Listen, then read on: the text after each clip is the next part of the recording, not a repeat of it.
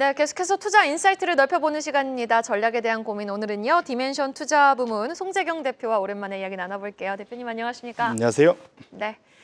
자, 최근 시장을 바라보고 있자니 확실히 미국 시장에서 자금이 유럽 쪽으로, 중국 쪽으로 빠져나가는 거 아닌가 싶습니다. 한국 증시에도 좀 자금이 유입이 됐다가 또 2월 말부터는 또 변화가 감지되고 있는 상황이거든요. 최근 시장 좀 어떻게 리딩하고 계세요? 말씀 주신 대로 확실히 트럼프 1기와 2기가 그 관세 위협은 똑같이 나타나고 있는데 시장의 반응은 그때와 달리 정반대로 나타나는 게 특이한 점이다. 이렇게 말씀드리고 싶은데요. 통상적으로는 그 당시에 트럼프 1기 때는 관세 발표 나면은 거기에 대상이 되는 국가와 지역은 다 난리가 났습니다. 한 일주일간 곡소리가 났던 그런 장에 비해서는 지금은 오히려 연초 이후에 트럼프, 특히 취임 이후에 한 달 동안 보면은 취임 시작하자마자 지금 관세 으르렁거리고 있지 않습니까? 하지만 아이러니하게도 트럼프가 관세 얘기를 하면 할수록 지금까지 오히려 미국장은 오히려 그 상승폭을 다 토해냈고 거꾸로 중국과 유럽장이 상당히 좋았다. 이것이 이제 확실히 좀 다른 모습인데요. 뭐 혹시 차트를 열어봐 주실 수 있으면 연초 이후의 수익률을 넣어보시면은 지금은 중국이 다 달러 기준입니다. 중국이 20% 가장 많이 올랐고 그다음 유로존 어제도 많이 올랐죠. 지속적으로 두 군데 올랐고 우리나라 한국도 이게 달러 기준으로 하면은 상승폭이 생각보다 괜찮습니다. 한 10%. 그러니까 물론 그러니까 지금 최고점 대비해서는 조금 낮아졌긴 했지만 여전히 괜찮은 상황. 반면에 맨 우측으로 가 보시면은 미국장이 S&P 500 기준인데 이렇게 보시면은 연초 이후에 오히려 벌었던 거 거의 다 지금 토해낸 상황이다. 결론적으로는 트럼프의 관세가 미국 시장에는 오히려 부메랑으로 나타나 있다. 이렇게 정리해 볼 수 있을 것 같습니다. 네, 지금 말씀해 주신 것처럼 이제 트럼프의 관세 정책이 부메랑으로 미국에게 좀 타격을 입힐 수 있다라는 의견을 좀 제시해 주셨는데 과연 지금 스태그플레이션에 대한 우려의 목소리, 그러니까 스태그플레이션은 물가가 오르는데 서민들의 지갑이 닫히는 거죠. 소비가 둔화되는 이 현상이 지속되면은 미국 경제에도 굉장히 큰 타격을 줄 수 있을 것 같거든요. 그것이 진짜 현실화될 거다라고 보시는 건가요? 결론적으로 말씀드리면 아직은 예단하기, 속단하기 좀 이릅니다. 그렇죠, 아직은. 하지만 초기 모습은 썩 좋지만은 않다. 이런 이제 말씀을 드리고 싶은데 걱정은 좀 할 필요가 있다. 네, 맞습니다. 이제 트럼프가 어떻게 대응하느냐에 따라 좀 달라질 수 있는데요. 네. 왜냐하면 이것은 무빙 타겟이잖아요. 그러니까 경제 정책이 어떻게 가느냐에 따라서 결과는 바뀔 수 있습니다. 그렇죠. 하지만 지금 쓰는 경제 정책이 스태그플레이션의 좋은 자양분을 자꾸만 제공하는 거 아니냐. 이런 걱정을 들게 한다는 건데요. 대표적으로 트럼프 1기 때는 모든 게 기준이 낮았어요. 성장률도 낮았고 생각보다 그다음에 실업률들은 지금보다 높았고 오히려 그다음에 금리도 되게 낮았습니다. 그쵸. 하지만 지금 모든 게 정반대예요. 작년에 이미 성장률 엄청 높았고 그다음에 물가도 지금 그때에 비하면 엄청 높고 그쵸. 금리는 그때에 비하면 2배 이상 높고 2배 이상 그때보다. 그 당시에 비해서 그렇기 때문에 지난 8년 전에 비해서 트럼프가 시작하는 단계가 되게 어려운데 하는 행동은 그때와 똑같이 관세 위협을 하고 있다라는 거죠. 이것이 이제 걱정, 우려를 나타내는 건데 그래서 어젯밤에 발표된 베이지북 같은 내용을 보면은 가장 걱정되는 내용이 뭐냐면 기업들이 지난 4년간 결국은 코로나 때 풀렸던 돈 때문에 비용이 상승했음에도 불구하고 이거를 소비자가로 다 전가를 쉽게 했었는데 이제는 좀 잘 안 되는 것 같아. 이제 이런 대답들이 많이 나왔다는 거죠. 결론적으로 이것이 의미하는 거는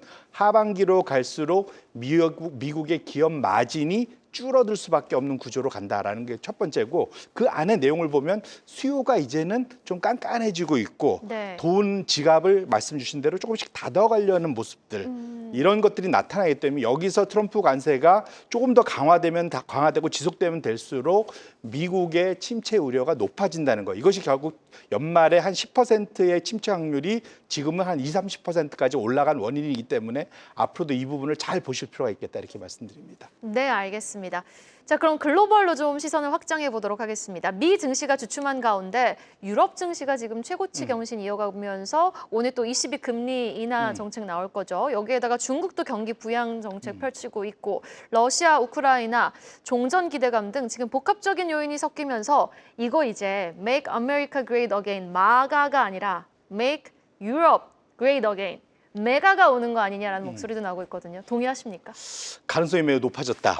저렇게 지금 현상대로라면. 네, 맞습니다. 이게 지금 최근에 이제 그 월가에서는 트럼프의 역설이라는 이름으로 이제 좀 헤드라인이 나오나요? 회자되기 시작하는데 뭐냐면 트럼프가 관세 위협을 하면 다른 나라들은 대부분 깨갱하고 다 그렇죠. 이제 멈추고 미국 말 듣고 이제 이런 모습을 기대했는데 이번에는 대응이 확실히 한번 겪고 나면서 바뀌었다라는 거죠.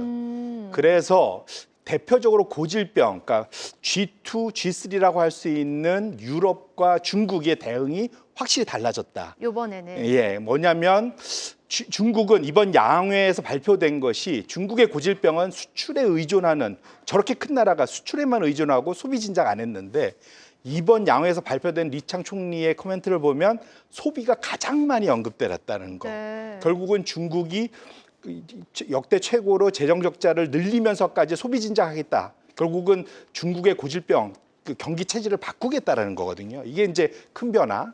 두 번째로는 유럽입니다. 유럽이 그 사이에 대표적으로 가장 잘 사는 나라인 독일이 허리띠를 졸라매고 균형 재정에 얽매여 있다가 미국이 하도 때리다 보니까 자주국방 위에서 드디어 헌법을 개정해서까지 재정 적자를 늘리면서 돈을 쓰겠다. 두 나라가 다 돈을 쓰겠다라는 거예요. 그러니까 중국과 유럽이 돈을 쓰겠다라는 식으로 바뀐다는 것 자체가 큰 변화고 그것 자체가 지금 최근에 통상 관세를 때린 나라에 비해서 당한 나라에 대해 환율이 약해진 통화 약세가 나야 되는데 지금 상황은 정반대로 있습니다. 달러 지수가 약세로 가고 지금 유로화가 강세로 가고 있고 위안화가 강세입니다. 심지어는 직격탄을 맞고 있는 캐나다, 멕시코도 그렇게까지 약세가 아니에요. 결론적으로는 지금 미국의 그러한 그 트럼프의 이러한 행동 자체가 시장에서는 정반대의 행동으로 나타난다는 것을 우리 투자자분들은 주목할 필요가 있겠다 꼭 말씀드립니다. 네, 트럼프 대통령의 스탠스가 크게 변하지 않는 한 이러한 지금 유럽, 중국의 주도권 획득도 우리가 계속 좀 예상을 해볼 수 있는 시나리오가 되겠네요. 자, 다음 질문은요. 국내 증시로 좀 다시 시선을 돌려보도록 하겠습니다. 3월 말에 공매도 재개가 된다고 하잖아요. 외국인이 오늘은 10거래일 만에 매수세로 좀 전환을 하긴 했지만 소폭이었어요. 좀 아쉬웠는데 과연 외국인이 자금이 유입이 될 수 있을지가 가장 궁금합니다. 외국인이 키를 쥐고 있는 것 같거든요. 맞습니다. 여기서 추가적으로 레벨업 되려면은 결국은 외국인들이 더 들어와줘야 됩니다. 그렇죠. 제가 누누이 말씀드린 한국 시장이 레벨업 되려면 환율이 안정이 돼야 된다. 적어도 지금 그 외환 보유고가 좀 줄어서 걱정들을 하시지만 환율을 이렇게 안정만 시킬 수만 있다면 외환 보유고가 조금 줄더라도 외국인들이 들어와서 어느 정도 좀 커버해 줄 수 있을 것 같고요. 두 번째로는 집 나간 서학개미들도 돌아올 수가 있습니다. 이 두 가지가 한다면 오히려 외환 방어 측면에서도 오히려 도움이 될 것이기 때문에 결국 포인트는 환율 안정이다 이렇게 말씀드립니다. 네, 알겠습니다. 환율 안정이 포인트가 될 것이다. 뭐 공매도 재개 이것보다도 환율 안정이 좀 지속될 수 있을지 여부 한번 지켜보도록 하겠습니다. 마지막 질문 드려볼게요. 트럼프 정부의 관세 폭격에 지금 각국도 보복 관세를 맞불을 놓으면서 확전 양상으로 번져지고 있는 상황이거든요. 사실 트럼프의 말 한마디 한마디에 좀 조마조마하면서 트럼프 감정선을 지수가 따라가는 거 아니냐라는 말도 나오고 있어요. 이러한 현상은 계속 될까요? 어쩔 수 없나요? 결론부터 말씀드리면 관세를 보통 변수로 생각하시는데 상수로 놓고 봐야 된다. 와, 되게 좋은 포인트네요. 네, 그래서 관세에 일희일비하시면 끌려다니다가 다 두들겨 만다 이렇게 보셔야 될 것 같고요. 소위 털린다 그러죠.